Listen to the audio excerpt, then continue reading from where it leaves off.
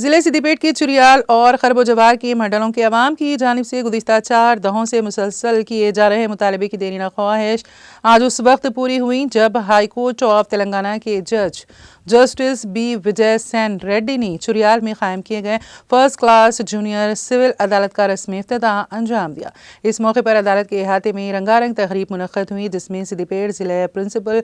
Session جج سائی راما دیوی، incharge ضلع collector محمد عبدالحمید، رکن اسمبلی جنگاؤں ڈاکٹر پلا راجیشور ریڈی کے علاوہ وکلاء اور موکلین کی کثیر تعداد موجود تھیں۔ افتتاحی تقریب کو مخاطب کرتے ہوئے ضلع سدیپیٹ ایڈمنسٹریشن جج justice B Vijaysen Reddy نے کہا کہ موجودہ دور میں بدلتے ہوئے حالات کے تناظر میں انصاف رسانی کو آسان اور عوام تک وسیع طرز پہنچانے کے لیے نئے نئے مقامات پر عدالتوں کا قیام کیا جا رہا ہے، جس سے عوام کا سرمایہ اور وقت کی بچت ہو سکتی ہے۔ انہوں نے مقامی وکلاء پر زور دیا ہے کہ وہ فرض شناسی اور دیانت داری سے اپنے پیشے کے ذمہ دارانہ کردار کو محسوس کرتے ہوئے اپنے موکلین کے مفادات کے تحفظ اور انصاف رسانی کو یقینی بنائیں۔ انہوں نے مقدموں کی سماعت و احکامات کی اجرائی میں ہونے والی تاخیر پر اپنی تشویش کا اظہار کیا اور وکلاء جج صاحبان پر زور دیا ہے کہ وہ انصاف رسانی میں عجلت کریں، جس کے نتیجے میں عدالتوں پر مقدموں کا بوجھ کم ہوگا اور عوام کا اعتماد عدلیہ پر بحال رہے گا۔